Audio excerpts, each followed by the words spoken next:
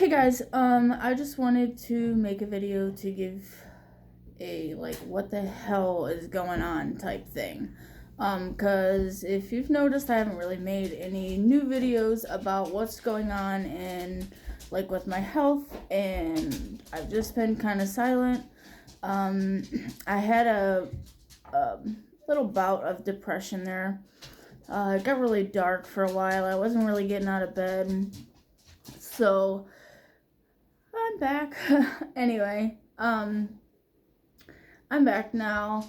For those of you who don't know, my name is Natalie, and I have stage 4 inflammatory breast cancer. I was diagnosed at 27 years old. Actually, I was misdiagnosed. They told me I had invasive ductal, which you can have invasive ductal when you have inflammatory breast cancer, but inflammatory breast cancer is more about the changes that happen on the outside rather than the inside. Excuse me, my dog is ringing her bell to go outside. I'll be right back. Alright, I'm sorry about that. So anyway, where was I? That just makes it worse. Can't think. Chemo brain at its finest. Oh, so I was telling you guys my story about being misdiagnosed, invasive ductal and inflammatory. Blah, blah, blah. Not really. Serious stuff. Anyway, I did all the treatment for invasive ductal.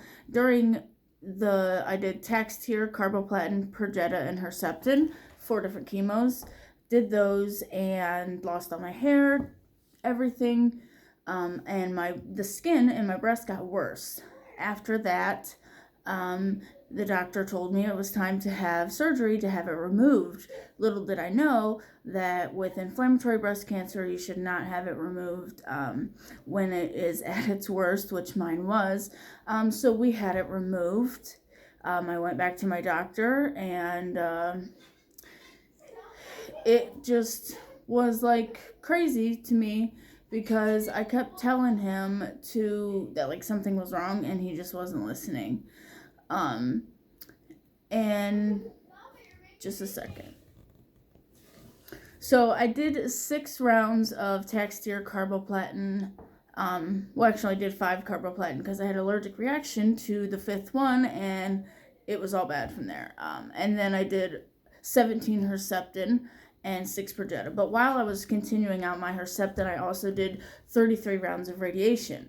This is all after my mastectomy.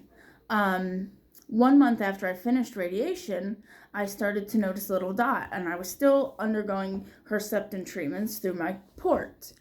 I noticed a little dot, and it started growing and growing and growing. I had a surgical biopsy done on my mastectomy scar, came back as fat necrosis. The little dot continued. This was before, and I just thought the little red dot was maybe it was like an infection or something. Well, the wound didn't close, so from the surgical biopsy that I had, and so I was seeing wound care, and wound care started being concerned about this red spot as well. This red spot just continued to grow, and I mentioned it to multiple doctors. They didn't think anything of it. Well, finally, it was time to stop Herceptin, and I was supposed to go to Nerlinks, I think is what it's called. But I had a punch biopsy done, confirmed that I had inflammatory breast cancer, and it was left over from this, I don't know. It was just crazy. It was my second recurrence, stage 4, boom, hit me there. And that was at 28. They called me the day after Christmas. I'll never forget it. 2017, December 26, 2017 is when they told me I was stage 4. And since then, I have been doing, I guess I'm doing great. Woo! No. Yes.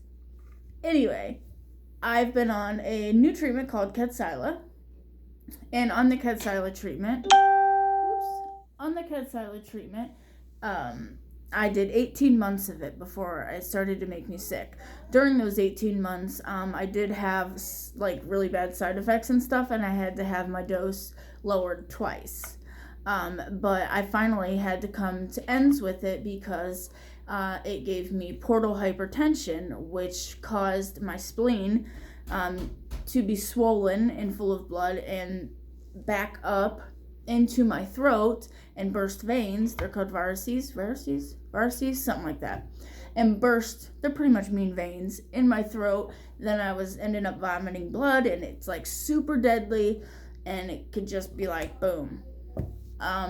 So that was happening every single time. So after I do 3 or 4 treatments. The last 3 or 4 treatments, I don't remember. Each time it would happen, I would have the treatment. I would go home a week later. I'd get sick from the side effects from chemo. I would throw up because I'd be nauseous. I would throw up blood. And then once I would throw up the blood, then I would be in the hospital for a week, and they'd be doing emergency surgeries and stuff like that. So then, I had to stop that medicine. Like, I just quit showing up for chemo, and then for a couple months, and when I did go back, I told my oncologist, I said, I need a break. I can't do this anymore. And he kind of chuckled and said, you just had a little break. And I said, no, I need a break.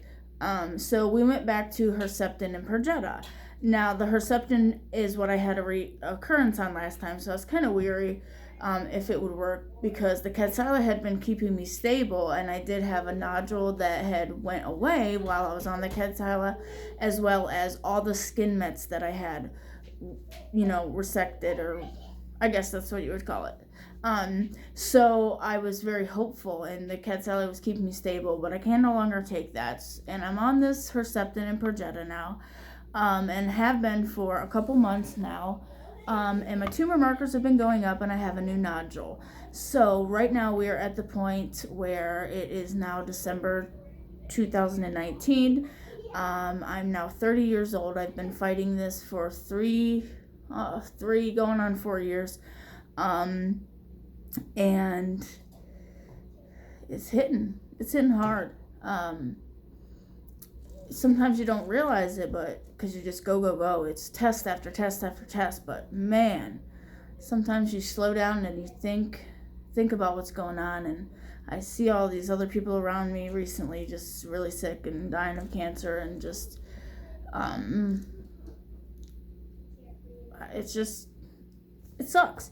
But I choose to live now, and I don't know, I watched this video of Granger Smith, and he said about his son, he chooses not to think that his son, fictional, his son was ever going to graduate. He knew that God needed him for another reason, so he only gave him, his son was 3 when he passed away, so he only gave him those 3 years. So, I choose to do the same. I choose to believe that maybe I'm not supposed to be here for, not right now, because I'm here right now and I'm not going anywhere anytime soon. But, what's something really far away? Maddie's 10, so if she graduates in 8 years, if I could, yeah, that'd be nice if I could see that. But if I don't, I don't want to make myself believe that I was meant to do that. If God needs me now or before then that's when God needs me. So yeah. But here we go. December 19th, I will be having another surgery on my scar. And we'll find out if it's cancer again. I mean, I still have cancer right now. But we'll find out if the cancer is active, and actively growing, I should say. It's active. It's just actively growing, I guess. And I have a couple spots in my lungs that they said could possibly be from radiation, but one's on the top of my lung, one's on the bottom of my lung. I had a spot that was on my hip previous to Kadcyla treatment, but after the Kadcyla treatment, it had reduced. So there's a lot to worry about now that I don't have the protection of that treatment. So we'll see what happens. Surgery's on the 19th, then Christmas, is my main goal. That's all I care about. That is what I'm doing the next month, regardless of tests that I have done. And even if the tests come back and say that it is, then that's what it is, and that's just what it is. And I will choose to enjoy my Christmas and not believe that it wasn't supposed to be that way. So, I don't know. I know I'm talking crazy. People probably don't understand. You're like, go get your head checked, lady. But anyway, that's all I'm going to talk about for today. Rant over.